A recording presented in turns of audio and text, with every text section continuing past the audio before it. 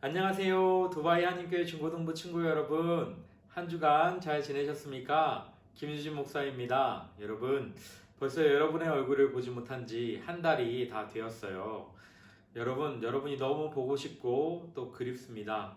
많은 친구들이 이 사태로 인해서 학교도 가지 못하고 또 밖에 나가지도 못하고 아마 온라인 수업으로 이렇게 학업을 진행하고 있을 거예요.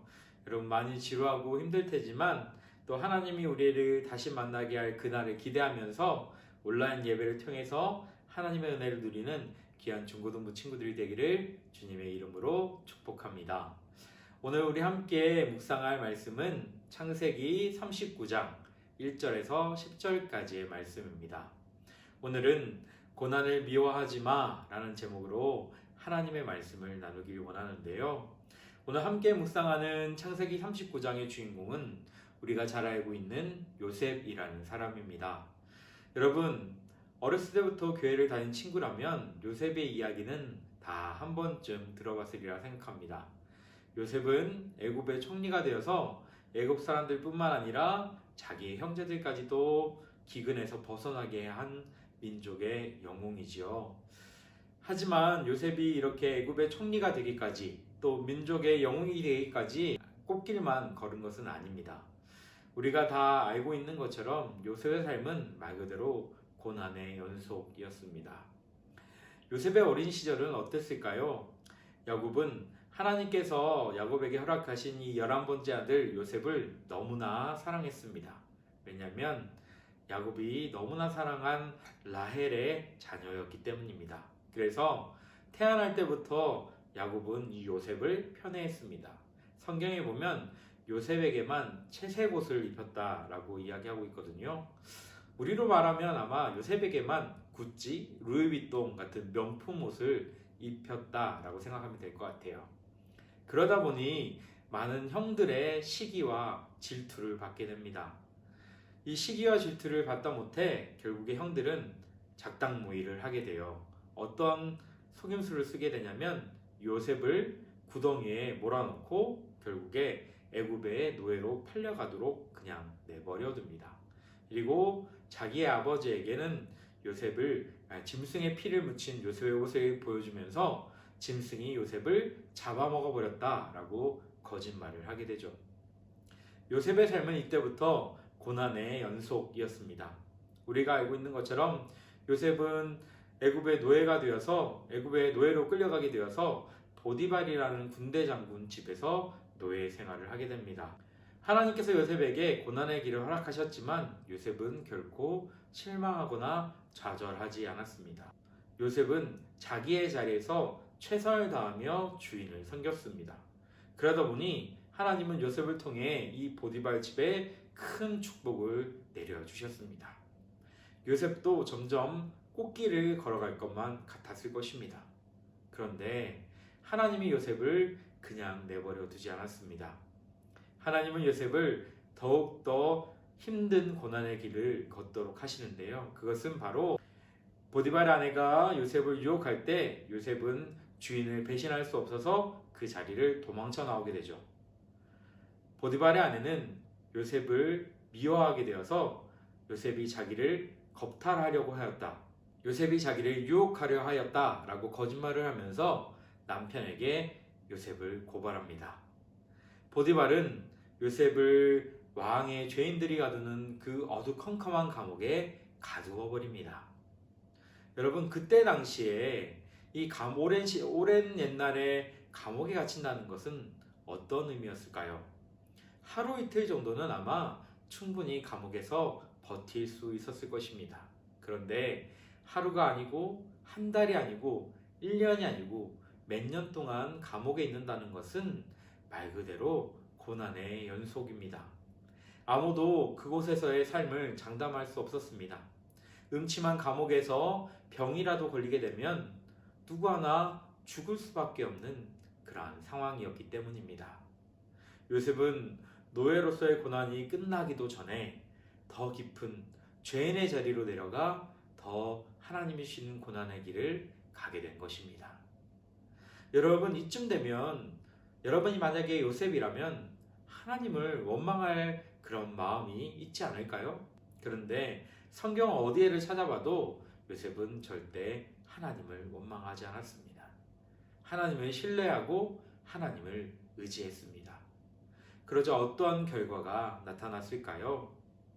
술 맡은 관원장이 같은 감옥에 갇혔을 때 요셉은 이 술 맡은 관원장의 꿈을 해석해 주었고, 술 맡은 관원장이 복직이 되었을 때 애굽왕 바로의 꿈을 해석할 수 있도록 술 맡은 관원장이 요셉을 소개해 주었습니다.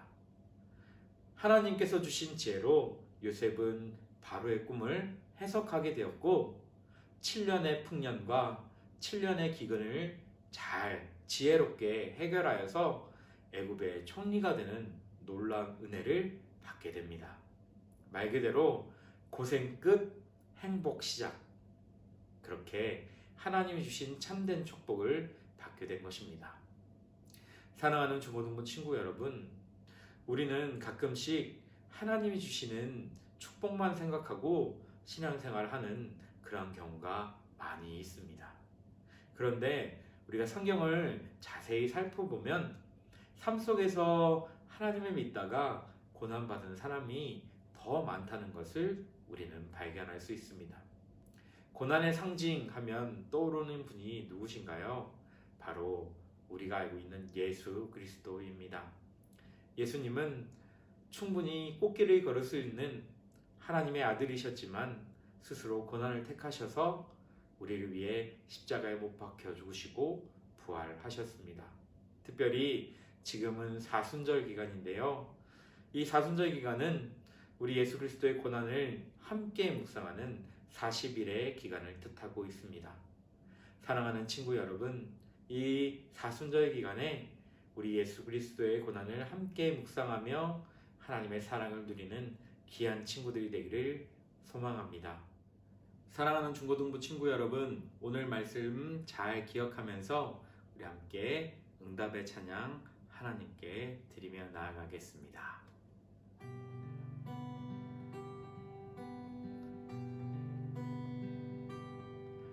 주가 보이신 생명의 길, 나 주님과 함께 상함 만들이며 주님 앞에 나가리. 나의 의로움이 되신 주 그 이름 예수, 나의 길이 되신 이름 예수.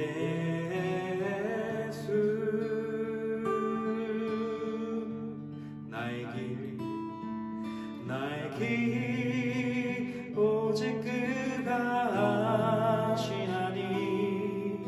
나를 발견하신 후에 내가 정금같이 나오리라.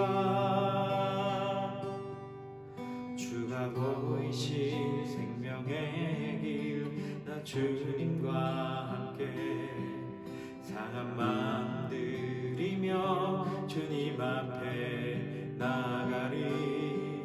나의 의로움이 되신 주 그 이름 예수, 나의 길이 되신 이름 예수.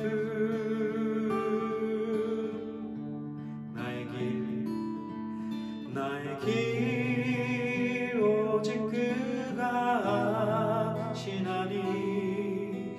나를 발견하신 후에 내가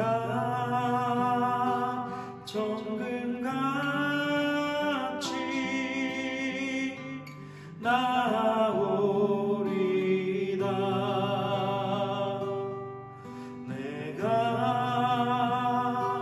정금같이 나오리다.